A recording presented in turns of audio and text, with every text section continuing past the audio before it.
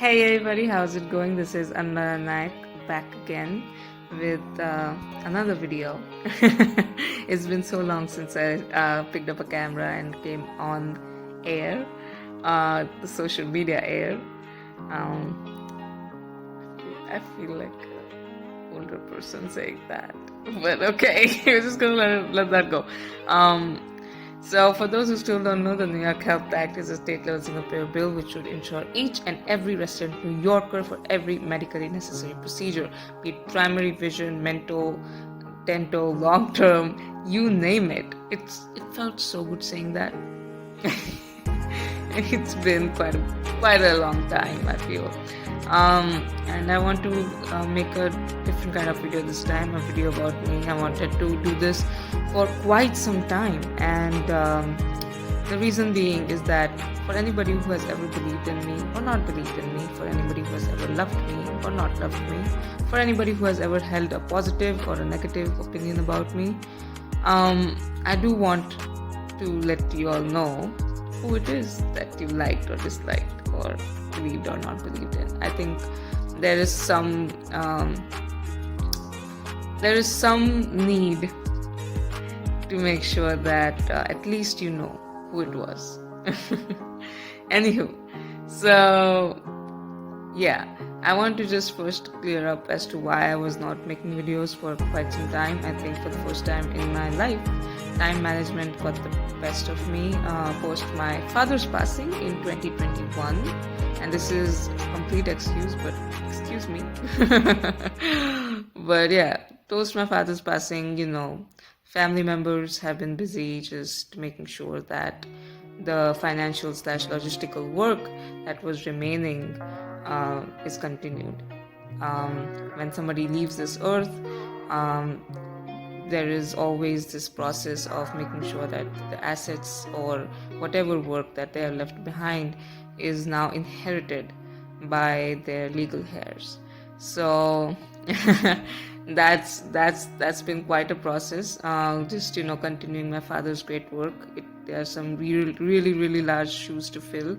He was a 56-year-old successful man living this quite frankly lavish life, and I'm a 27-year-old who just frankly has not seen what he has. So there have been some quite big shoes to try and fill, and I've been trying to do the best I can. So that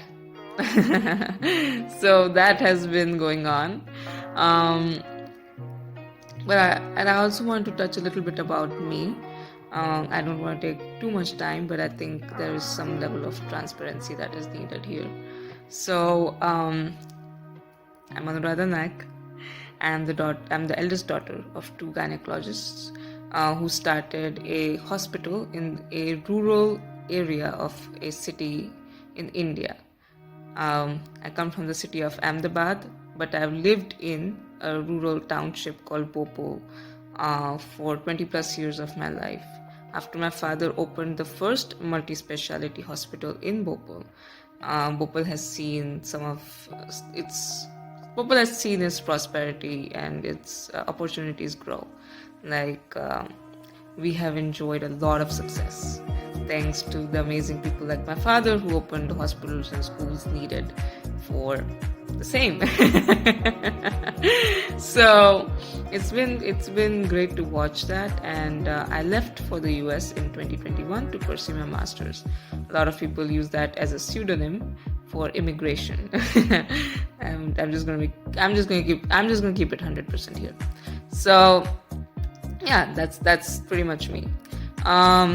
I always thought the thing is, I always thought that you had to experience everything in order to empathize with everything. I thought that was not possible, because how?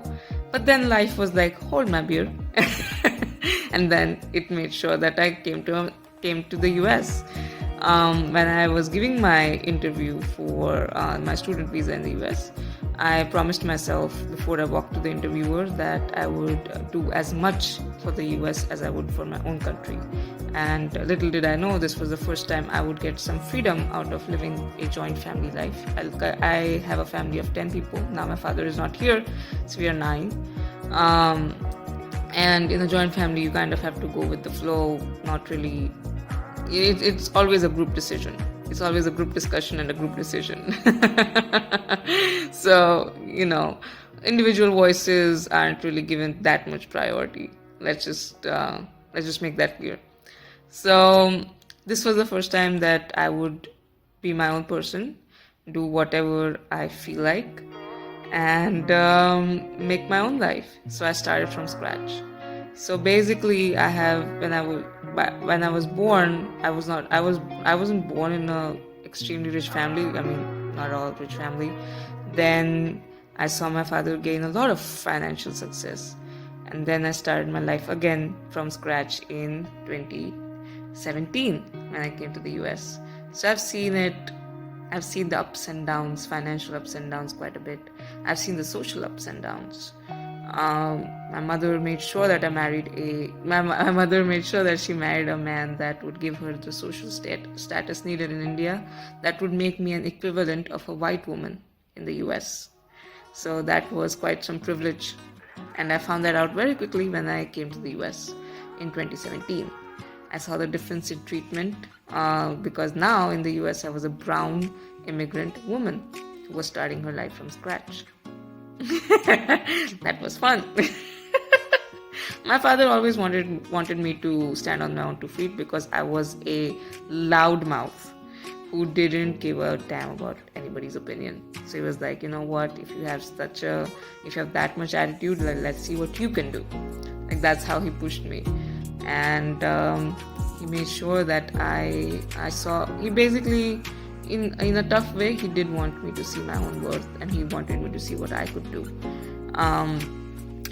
Anywho, so I have seen, thanks to who I am, my background basically, not who I am, but my background, I've seen the differences between not having much financially to having much financially, to being regarded socially to being disregarded socially. I've seen it all. But who I really am, is Didi. I've always been a Didi. A Didi in Hindi or Marathi means an elder sister. I was 6 months old when my younger cousin sister was born, and we were one family. So she was, kept beside me and, named my younger one.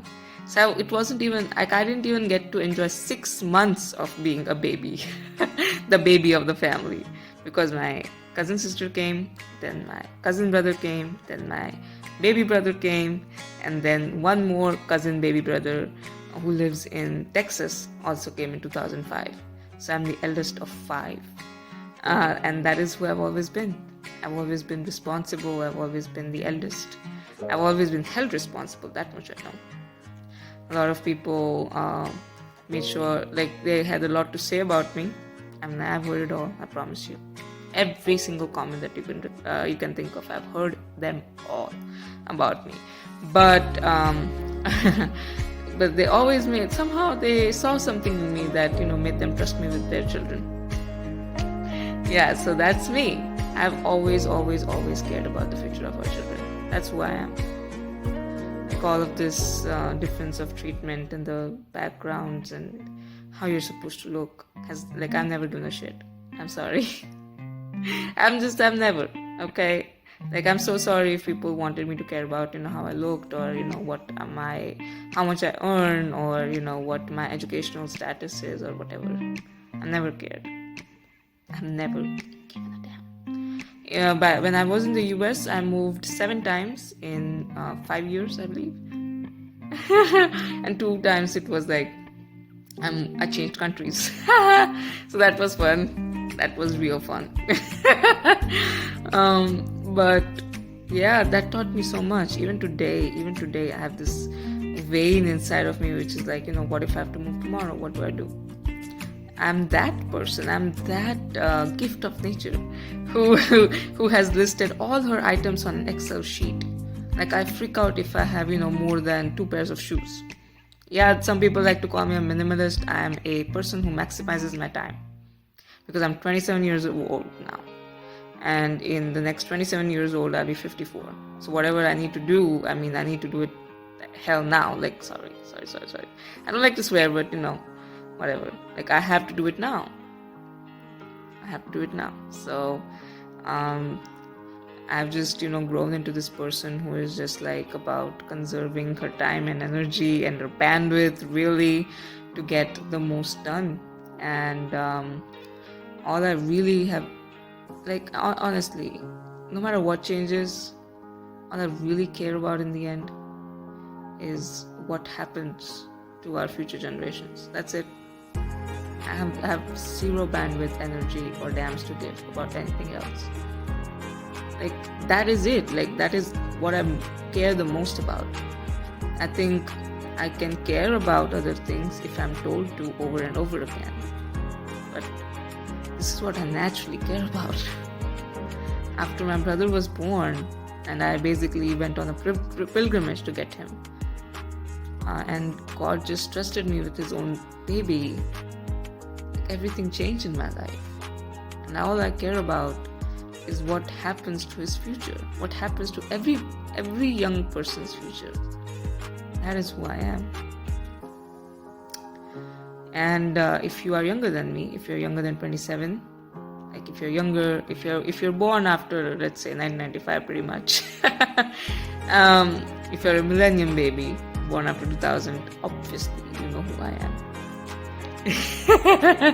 You know who I am. You know who I am to you. I'm your Didi. You know who I am. You know that I see God in your eyes. And I ask myself every day when I see you, what can I do for you? That's it. That's the question of my life. And I'm willing to answer all my years.